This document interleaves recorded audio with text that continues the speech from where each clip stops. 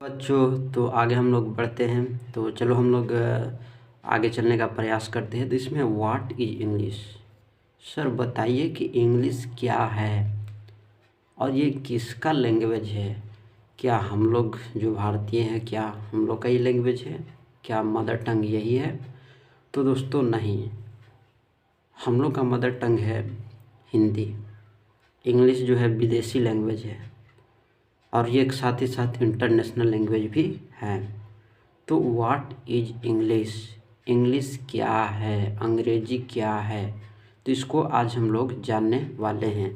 तो वीडियो में अंत तक ज़रूर बनी रहिएगा और चैनल को सब्सक्राइब, लाइक और कमेंट करना मत भूलना, ठीक है। मतलब ये सब कर देना है। अब व्हाट इज इंग्लिश, तो इसका आंसर है English is an international language. International language है, ये किसी अंतर्राष्ट्रीय भाषा है। ये अंग्रेजी जो है अंतर्राष्ट्रीय भाषा है, पूरे वर्ल्ड में बोला जाता है इसको, पूरे संसार में, पूरे दुनिया में बोला जाता है अंग्रेजी को। इसलिए जो है इंग्लिश सीखना ज़रूरी है, नहीं तो आप सोसाइटी में बेइज्जत हो जाइएगा।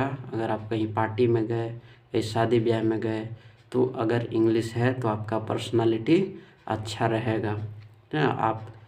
तो इस तरह से जो है ये बहुत ही ज़रूरी है। तो इंग्लिश लैंग्वेज है और इसको सीखना पड़ेगा, थोड़ा बहुत जानना ज़रूरी है, ठीक है।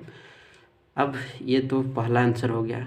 क्या है इंग्लिश, तो English is an international language, अंतर्राष्ट्रीय भाषा है, ठीक है। और दूसरा का आंसर है English is the language of England.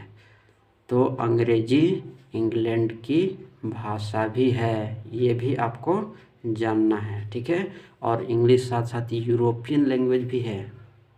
European language, English is an European language. English is a foreign language, ठीक है। बहुत सारे देशों में बोला जाता है इंग्लिश, ठीक है। अब इंग्लैंड है तो इंग्लैंड का मदर टंग इंग्लिश है, ठीक है। तो इसलिए यहाँ पर लिखा है कि English is the language of England. England का लैंग्वेज है अंग्रेजी।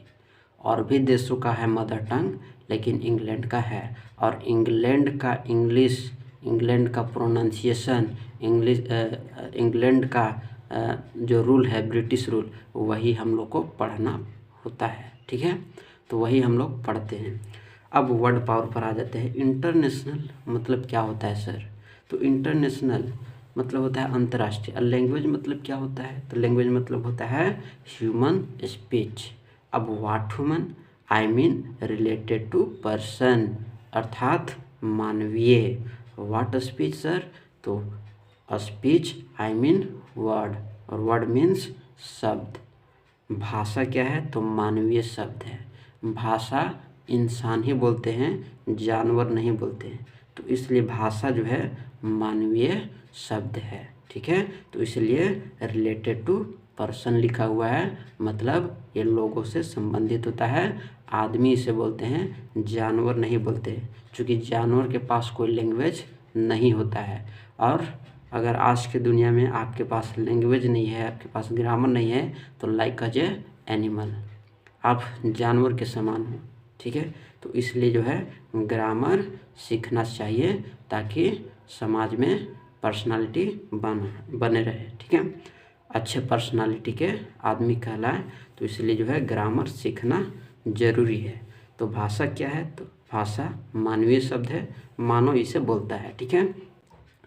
अब व्हाट इज लैंग्वेज, तो इसका डेफिनेशन जानते हैं। अभी तो यहाँ वर्ड पावर जाने, अब इसको थोड़ा डेफिनेशन जान लेते हैं। तो language is a communicative sound which is used among person, जो लोगों के बीच बोला जाता है, और ये कम्युनिकेटिव साउंड है, ठीक है।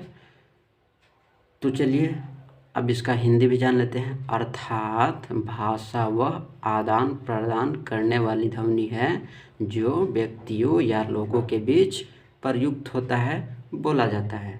अब इसमें वर्ड पावर सर, कम्युनिकेटिव का क्या वर्ड पावर है, तो कम्युनिकेटिव मतलब होता है रिलेटेड टू कम्युनिकेशन, मतलब साधन से संबंधित, और ये एडजेक्टिव है, ठीक है। अब इसमें एमंग आया है। अब एमंग और बिटवीन में क्या डिफरेंस है? What is the difference between among and between?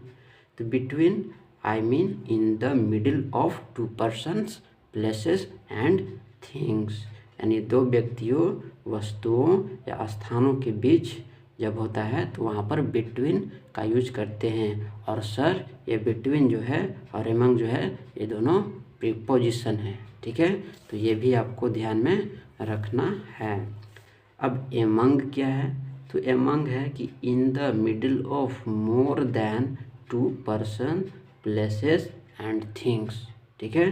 तो दो या दो से अधिक व्यक्तियों के बीच में हो, चाहे वस्तुओं के बीच हो, चाहे स्थानों हो या व्यक्तियों हो, तो दो से जब अधिक होते हैं तो एमंग का यूज करते हैं। और दो व्यक्ति होते हैं या दो स्थान या दो वस्तु होता है तो बिटवीन का यूज करते हैं। तो ये जो है इसको आप कॉपी में नोट ज़रूर बनाना, ये बहुत ज़रूरी है आपके लिए, सीखने के लिए, बोलने के लिए, पढ़ने के लिए और समाज में अच्छा पर्सनालिटी लाने के लिए ये सीखना बहुत ज़रूरी है।